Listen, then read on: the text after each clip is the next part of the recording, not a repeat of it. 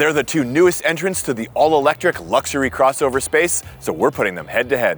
What's up, folks? I'm Dave Undercoffler, editor-in-chief of Autolist.com, a sister company to CarGurus. This Jeep Wagoneer S and this Audi Q6 have a lot in common. They're both all-new models for their brands. They start in the mid-$60,000 range, they can travel about 300 miles on a single charge, and they both offer dual-motor, all-wheel drive systems. But there are some key differences. So what are they, and which of these two is our favorite? Let's go spend some time with them and find out. But before we do, be sure to like and subscribe to this channel so you can get alerts on all of our future updates. All right, before we begin, a couple of things to know about each of these vehicles. This Q6 is all new from Audi. It slots in between the smaller Q4 all-electric crossover and the larger Q8. It also joins the e-tron GT in Audi's fully electric lineup. This model starts at about $65,000. The fully loaded version you see here, this is the Prestige, is about $77,000, and both of those prices include destination. Meanwhile, the Jeep Wagoneer S is also all new for Jeep. It's actually the first EV that Jeep has sold in the US. They do sell another one abroad. As you may be able to tell from the Wagoneer name, this slots into Jeep's sort of unofficial luxury sub-brand of Wagoneer. They have the Wagoneer and then the Grand Wagoneer, these huge gas-guzzling SUVs. This isn't nearly as big, but it does try to be upscale like those other two models. The model we're testing today is the Launch Edition. It starts at about $73,000. It's the fully loaded version. For 2025, Jeep then added another trim. It starts a little bit lower at about $67,000, and that's called the Limited trim. All right, let's start by taking a look at the exterior of these two vehicles. Inside, the dimensions are largely the same, but the outside, there are some key differences. The wheelbases are the same, but this Audi is about 6 inches shorter overall. It also sits about 2 inches higher, and it's about 3 inches wider. One thing to note is that both of these vehicles do have frunks. They're not big, so don't think you're gonna be putting a suitcase in there, although Audi's is a little larger than the Jeeps. One thing I want to point out about the exterior on this Jeep, there's a bit of an optical illusion going on. I think it's kind of cool. From the side, this profile looks very traditional, right? But if you look under here, this Jeep actually has a very dramatic sportback profile that gives it really good aerodynamics, which is important on an EV. You need all the efficiency you can get, but then you still have the more traditional profile from the outside. So Jeep has sort of a have your cake and eat it too kind of situation. I like that. There are two downsides to this design, however. The first is there's no windshield wiper back here, which gets a little annoying when you do have this covered up in snow or rain or what have you. Another thing is that this eats into cargo space. We'll tell you just how much a little bit later in the video. All right, now let's talk powertrains. And this is one area where these two vehicles actually differ quite a bit. If you're looking for power, this Jeep has it in spades. This Launch Edition has 600 horsepower and 617 pound-feet of torque. That means it will do 0 to 60 in 3.4 seconds. Then the Limited trim, which is out for 2025, has 500 horsepower and 524 pound-feet of torque. Regardless of which trim you choose, they both have standard dual-motor, all-wheel drive setups and a range of about 300 miles on a single charge. The battery pack itself is about 100 kilowatt hours in size, and peak charging speeds are about 200 kilowatts. Meanwhile, Audi's Q6 is down on both power and speed compared to the Jeep. Base models come standard with rear-wheel drive and about 302 total horsepower. You can then add optional Quattro all-wheel drive, which adds a second motor. Those models have 422 horsepower. That means that 0 to 60 times are 6.3 seconds for the rear-wheel drive models and 4.9 seconds for the Quattro all-wheel drive. In terms of range, the rear-wheel drive models have 321 miles on a single charge. This Quattro version has 307 miles of range. The battery size is about the same as the Jeep at 100 kilowatt hours, and charging speeds are available up to 260 kilowatts. All right, now to the interiors, and we're gonna start in the Wagoneer S. There's a lot to like about this interior. Everything you see here, because we're in the Launch Edition, everything here is standard, so that's pretty cool. You are paying for it at $73,000. The only option are these red seats. I love the red seats, I love this color. These are $1,000, but everything else we're gonna talk about is standard on the Launch Edition. Another thing you're gonna notice are screens everywhere. We've got a 12.3-inch screen here, 12.3 here, 10.25, and then a screen in front of the passenger. Everything is really well executed. This screen is configurable. You can have a variety of different displays depending on what you like to see there. I like that. We also have a heads-up display. Your main screen is here. This says wireless Apple CarPlay, wireless Android Auto connectivity. One thing I like is that it's big enough and allows you customization so you can show two different functions at the same time. That's great functionality. Another thing I like is that this row of buttons right here, this menu, is always there. Some screens will cover everything up depending on what's on the display, so that's really nice functionality there. And then on the side here, we do have some more buttons for your heated and ventilated seats and heated steering wheel. Again, that's standard. Another thing I like, physical buttons here for the volume and for the tuning. I will say the volume is a little bit hidden by the steering wheel, but it's better than just a touch sensitive button, so I'll take that as a win.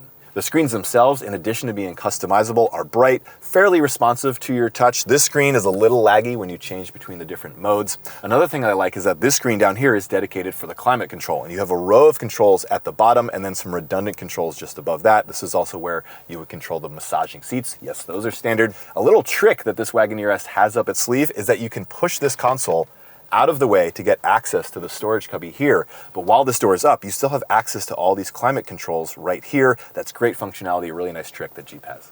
In terms of connectivity, we've got a pair of USB-C charge ports in this cubby here, and then an HDMI port. What is that for? It's actually for the screen in front of the passenger. Now, I can't see it where I'm sitting right here. It's polarized to prevent me from being distracted while I'm driving. But you have a range of audio-video controls you can do right from that screen. That's a nice trick. And then finally, you've got a wireless smartphone charging pad right here in the console.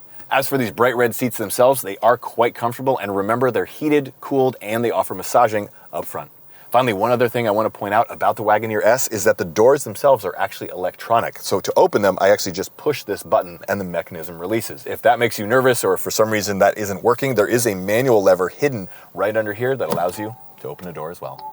All right, now to the Audi interior. And once you get in this, after being in the Jeep, this feels a little more austere. There are far fewer buttons. Everything's integrated into the screens as touch panels. So that does take a little bit of getting used to. But like the Jeep, there are lots of screens in this Audi. So I've got a 12-inch digital display right in front of me. This infotainment screen is 14.5 inches. And then because we're in a loaded Prestige trim, we also have an 11-inch screen for the front passenger. This has wireless Apple CarPlay, wireless Android Auto. It also has touchscreen for everything. That includes the climate control and the volume, so that does drive me a little nuts. I do like physical buttons for some of those controls. But the nice thing is you have this menu down here for the climate control that's anchored there all the time, no matter what's in the screen above it. You also have another sort of sub-menu here on the left of the screen. That's a nice touch. It allows you to easily find all of the functions that you're looking for. And then because we're in the fully loaded Prestige version, we've got some really nice goodies. We've got heated and cooled seats up front. I also have a heated steering wheel. There's also a heads-up display, but it's much more robust than the one you see in the Jeep. This actually has augmented reality built into it. That's pretty cool. And then I do want to point out that although this is mostly a screen-based interior, Audi did do us a favor, and they kept the volume knob down below. It's a nice little touch. In terms of seating, these seats are actually even more comfortable than the ones in the Jeep. I really like the bolsters on the side. And then in terms of build quality, this Audi does feel a little more upscale, a little more luxurious than the Jeep. A couple of things I like, you've got stitched leather across the dashboard here, some really nice matte wood trim up above, and then some brushed metal throughout the cabin. I will say though, like the Jeep, this Audi does suffer from some cheap plastics lower on the door, so that's a little frustrating. And then in terms of connectivity, you've got a pair of USB-C charge ports down below. You also have a wireless smartphone charging pad. And then we've got this screen for the passenger. This actually offers a little more adjustability and functionality than the screen in the Jeep. All right, now to the rear seats. And it's a bit of a mixed bag in the rear seats of this Wagoneer S, but generally there's a lot of things that I do like. For one, you've got a good amount of space. You've got more legroom than the Audi by just a little bit, but you've got also a little bit less headroom. That gets into that sloping profile that I was showing you guys earlier.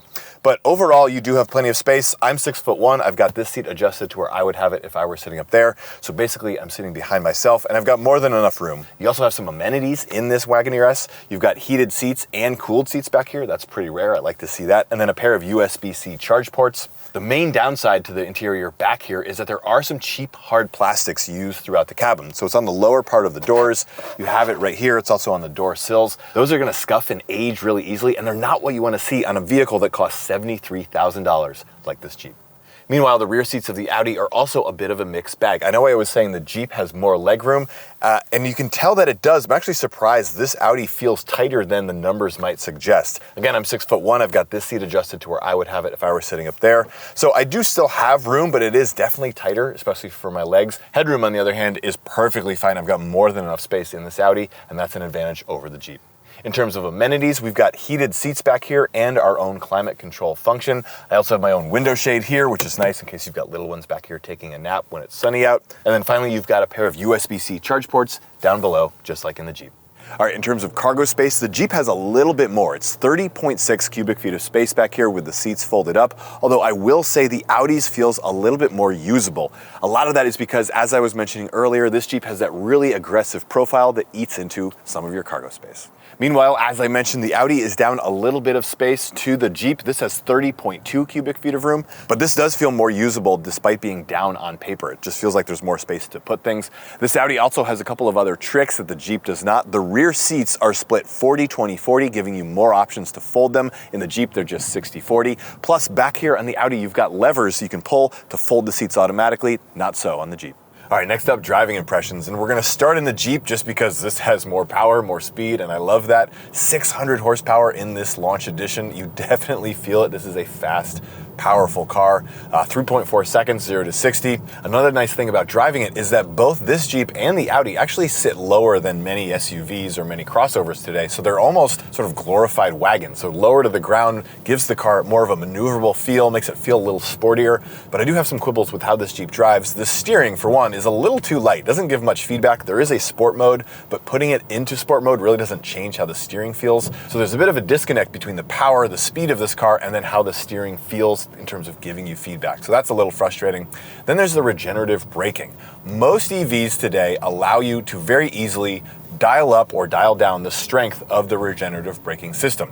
This Jeep does let you do that, but you have to go through some menus in the screen to do it. Usually you can do it with just a paddle on the steering wheel or maybe the shifter itself or an easily accessible button. Another thing that's frustrating is that the system resets every time you turn the vehicle off. So if you are an EV driver that likes to have regenerative braking on all the time, every time you turn on the car, you've got to go back into that menu, which is also hard to find, and turn that system on. And then there's the regenerative braking system itself. The minimum setting feels a little too light. The maximum setting feels too strong. It also feels a little inconsistent. It feels like it slows the car down more at certain speeds and less at lower speeds. So again, the whole experience just feels like the Jeep needs a little more fine-tuning, a little more calibration, and that's not something you're going to find in the Audi. The ride quality can feel a little stiff, a little jarring over rough road surfaces. I'm going to blame the tires for that in this Jeep.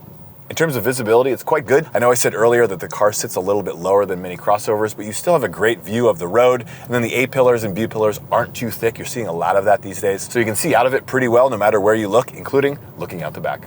All right, so this Jeep has the speed, it's got the visibility, a little bit of a harsh ride quality. How does that all stack up against the Audi? Let's go grab that one and take it for a ride. All right, now we're in the Audi, and I know I was saying earlier how much I appreciate the Jeep's power, and I do, but don't think that the Audi is slow. EVs, nearly all of them on the market, are really quick. They've got all of their power from a dead stop, so this Audi definitely is gonna get things done. It feels smooth, it feels powerful, so I like that. Another thing is sort of the holistic ride quality in this Audi. Feels more upscale, feels more luxurious than the Jeep. The Jeep certainly is quicker, but this feels like what you would expect out of a $77,000 vehicle. So that's a big feather in the Audi's cap. So that includes everything from the ride quality to the steering to the suspension, the noise from the road and the wind. All of that is really nicely managed in this car. It just feels luxurious. So you can take it out on a long road trip or drive it around town on the roughest roads you can find. And no matter what you do with it, you're going to feel like it's a comfortable, luxurious experience. Another thing I like about the Audi is if you are one of those EV drivers who likes the one-pedal driving setup, you can get the maximum regenerative braking in this Audi very easily. Once the car is already in drive, you just push the lever back again to engage the B mode. That gives you really strong regenerative braking, basically one-pedal driving, and I love that it's as easy as it is. Like I said, in the Jeep, it's much more of a frustrating, tedious experience to get it into that setting. And then, like the Jeep, you have really good visibility in this Audi. I actually think it's better than the Jeep. You do feel like you're sitting up just a little bit higher, a little more upright, and have a great commanding view of the road, both in front of you, over your shoulder, and then out the rear window. All right, folks, there you have it. Our comparison between the first ever Audi Q6 and the first ever Jeep Wagoneer S. So which of these two do we prefer? Well, for our money, we're gonna go with the Audi. It just feels like a more polished, more refined, and more mature EV. And it feels more worth the price tag than this Jeep. This Jeep is a good first effort for an EV, and we certainly love its power and speed. But some of the minor inconveniences start to add up, and it just doesn't feel like it's worth the $73,000 price tag that this one commands. But what do you guys think? Is there a clear winner between these two? Which would you choose if it's your money on the line? Be sure to let us know in the comments below. And while you're there, be sure to like and subscribe to this channel so you can get alerts on all of our future updates. And remember, no matter what you're shopping for, whether it's a Jeep, an Audi, new or used, be sure to check out CarGurus.com. Thanks for watching.